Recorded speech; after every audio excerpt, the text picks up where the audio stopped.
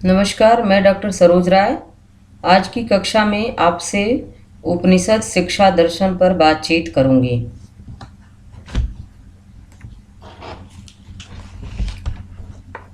उपनिषद शिक्षा दर्शन का अर्थ होता है कि वह ज्ञान जिससे अविद्या या अज्ञान का नाश होता है, आत्मा की प्राप्ति होती है और दुख का अंत होता है। मैक्स मूलर के अनुसार सद धातु धन निह उपसर्ग बराबर निषद अर्थात निकट बैठना। अतः उपनिषद का अर्थ होता है निकट बैठना, अर्थात गुरु के चरणों के समीप बैठकर अध्ययन करना, जिसमें जिज्ञासु शिष्य प्रश्न करता है तथा विद्वान गुरु विभिन्न विधियों विधाओं से उसकी जिज्ञासा शांत करने का प्रयास करता है। मैक्स मूलर ने संस्कृत भाषा में लिखा है कि इतिहास और संस्कृत के अनुसार यह निश्चित किया जाता है कि उपनिषद का प्रारंभिक अर्थ एक गोष्ठी से था, जिसमें शिष्य गुरु के चारों ओर आदर और श्रद्धा के साथ एकत्रित होते थे।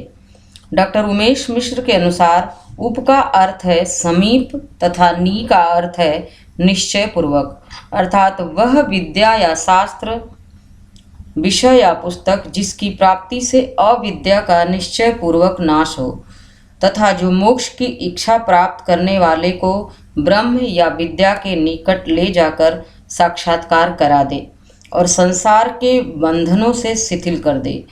ये सभी उपनिषद शब्द से अर्थ निकलते हैं। डॉक्टर राधाकृष्णन के अनुसार इस शब्द का अर्थ उस ज्ञान से है जो भ्रम को नष्ट कर यथार्थ की ओर ले जाता है। उपनिषद शब्द का प्रयोग इसी कारण से अतंत रहस्य के अर्थ में भी लिया जाता है। उपनिषदों में अविद्या को नष्ट करने के उपायों पर भी प्रकाश डाला गया है तथा विद्या या ब्रह्म परम तत्व के स्वरूप के विषय में भी उल्लेख किया गया है और बताया गया है कि किस प्रकार से उस परमानंद का साक्षात्कार किया जा सकता है तथा किस प्रकार से दुख से छुटकारा प्राप्त किया जा सकता है। उपनिषद के प्रकार। उपनिषद में सबसे पहला प्रकार है केन,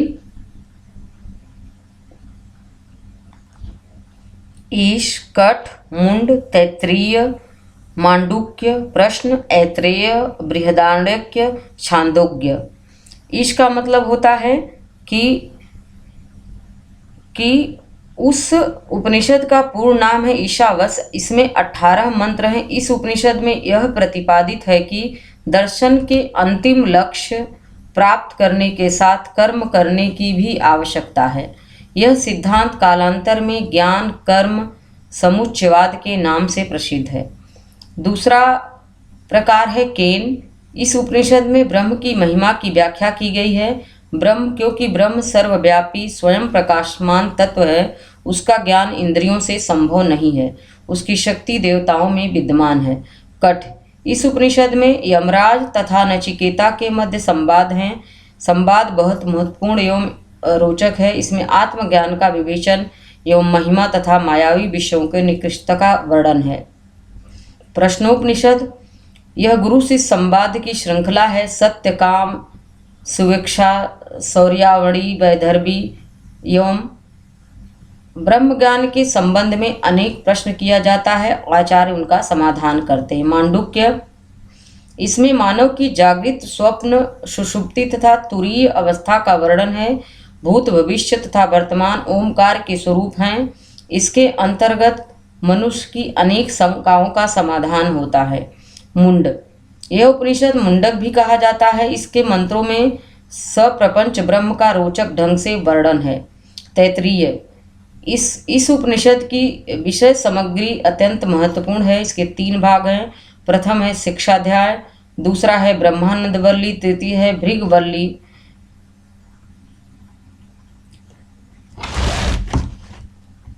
उपनिषद के विषय। उपनिषद के विषयों को 2 भागों में बांटा गया है, आत्मा और ब्रह्म। आत्मा के संबंध है। प्रमुख एवं प्रतिपाद्य विषय आत्मा परम सत्ता की प्राप्ति की बात करती है। जीवन का प्रमुख तत्व आत्मा परमात्मा का संबंध होता है, क्योंकि आत्मा ही सर्वव्यापी होती है। विश्व के संपूर्ण पदार्थ आत्मा ही होते हैं। आत्मा ही समस्त विश्व का मूल होती है। जीवन का चरम लक्ष्य आत्मा की प्राप्ति होती है, ब्रह्म। क्योंकि तपस्या के बल पर ब्रह्म ज्ञान प्राप्ति होती है। ब्रह्म इंद्रिय, वाणी, मन आदि सबसे परे होता है। ब्रह्मा के दो रूप होते हैं, मूर्त एवं अमूर्त। यह सत्य एवं असत्य, स्थिर एवं अस्थिर, सत एवं असत है। इसे परमात्मा भी कहा जाता है।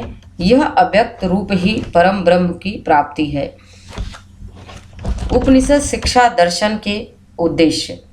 सबसे पहला है अन्नमय कोश, अर्थात भौतिक शरीर अन्न से ही निर्मित होती है। प्राणमय कोश, इस कोश में हमारी प्राणदायिनी शक्ति निहित रहती है। मनोमय कोश, मन से भी सूक्ष्म हमारी मनन शक्ति है।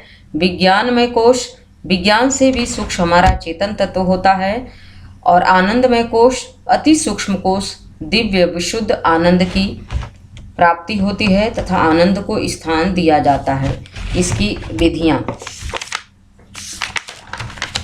विधि है अनुक्रमिक प्रणाली, पहेली विधि, सूत्र प्रणाली, व्युत्पत्ति प्रणाली, तदर्थ प्रणाली, भाषण प्रणाली, संश्लेषण प्रणाली, चर्चा प्रणाली, अनुरूपता प्रणाली, कथा प्रणाली। उपनिषद की अध्ययन प्रक्रिया। इसमें 3 बातों को आधार मानकर अध्ययन किया जाता है। पहला है श्रवण। श्रवण का अर्थ होता है कि इसमें श्रवण की संज्ञा प्रदान की गई है। श्रवण के स्तर पर तथ्यों का संचयन श्रवण तथा पठन द्वारा किया जाता है। इस स्तर पर तथ्यों का चयन विमर्श पूर्वक नहीं किया जाता, बल्कि तथ्यों के सत्य असत्य का परीक्षण करके ही किया जाता है। दूसरी प्रक्रिया है मनन। इसके अंतर्गत इस स्तर पर शंकाओं का समाधान किया जाता है।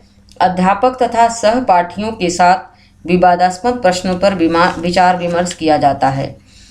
तीसरी प्रक्रिया है निषिध्यासन, अर्थात इस स्तर पर शंकाएं समाप्त हो जाती हैं तथा अवधारणाएं स्पष्ट हो जाती हैं। ज्ञान केवल तथ्यों के संकलन तक सीमित नहीं रहता, अपितु उसका उपयोग जीवन की समस्याओं का हल ढूंढने में होने लगता है। निषिध्यासन के स्तर पर ज्ञान तथा ज्ञाता का अस्तित्व पृथक नहीं रहता, बल्कि ज्ञान ज्ञाता के व्यक्तित्व का अभिन्न अंग बन जाता है तथा सच्चे अर्थों में ज्ञान के द्वारा व्यवहार परिवर्तन होने लगता है। उपनिषद का अन्य तत्वों के साथ संबंध। उपनिषद और विद्यार्थी सदैव शिक्षक का आदर करने वाला होना चाहिए। वह अध्यापक के सामने खड़ा रहकर या नीचे बैठकर शिक्षा ग्रहण करे, उससे विनम्रता पूर्वक बात करे। या भारतीय साहित्य में गुरु भक्ति के अनुपम उदाहरण जैसे राम, कृष्ण, अर्जुन, कर्ण, एकलव्य, अभिमन्यु, आरुणि, सतकाम आदि के आधार पर उपनिषद कालीन शिक्षा विद्यार्थियों के लिए उच्चतम अनुशासन की बात करती थी तथा उसे हर प्रकार के दुर्गुणों से दूर रखा जाता था। ऐसा कहा गया है कि विद्यार्थी पक्षपात रहित हो, मृदुभाषी हो, उत्साही हो, संयम वाला हो तथा संयम में रहते इंद्रियों को अपने वश में करने वाला हो। अध्यापक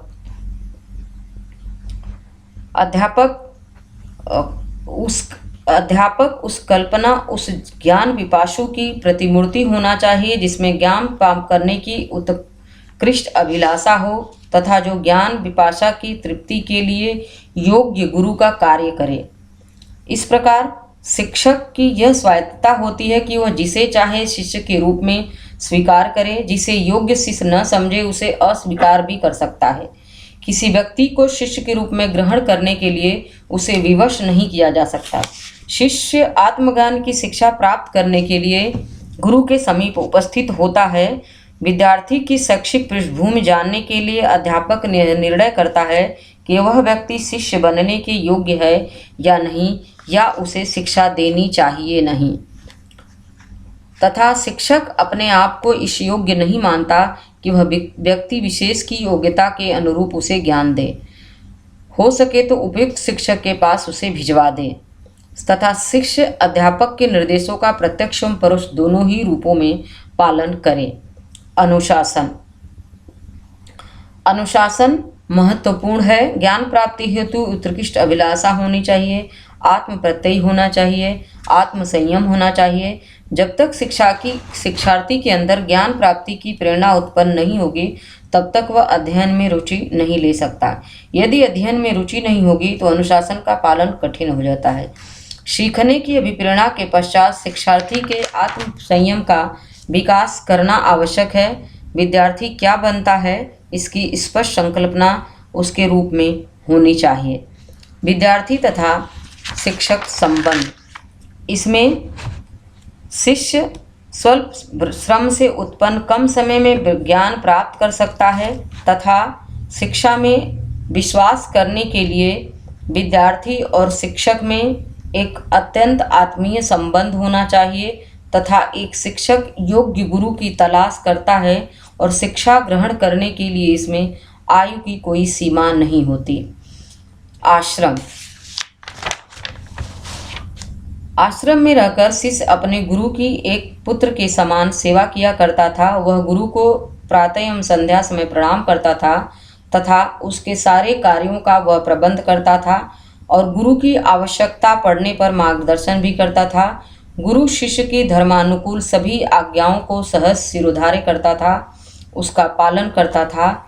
इसलिए कभी कभी कोई गुरु धर्म के प्रतिकूल आचरण करे तो शिष्य गुरु की आज्ञा का पालन करने के लिए बाध्य नहीं होता था। इस परिस्थिति में शिष्य गुरु को विनम्र शब्दों में उचित परामर्श देने का भी अधिकारी समझा जाता था।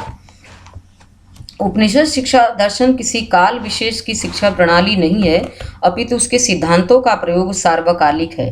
क्योंकि उसके प्रश्न आत्मा के प्रश्न से जुड़े हुए हैं, क्योंकि आत्मा की उत्तरोत्तर अवस्थाओं का जो वर्णन पंचकोशों के अंतर्गत किया गया है वह आज भी शिक्षा के उद्देश्यों का सही सोपान प्रस्तुत करता है। आज हमें आजीविका, स्वास्थ्य, ज्ञान, विज्ञान तथा भौतिक जीवन के विकास की शिक्षा चाहिए। इसी प्रकार आगामी युग में ये उद्देश्य सार्थक रहेंगे कि शिक्षक शिक्षार्थी संबंधों का जो स्वरूप उपनिषदों में वर्णित है वह किसी भी समाज व किसी भी युग के लिए आदर्श संबंधों की परिकल्पना है।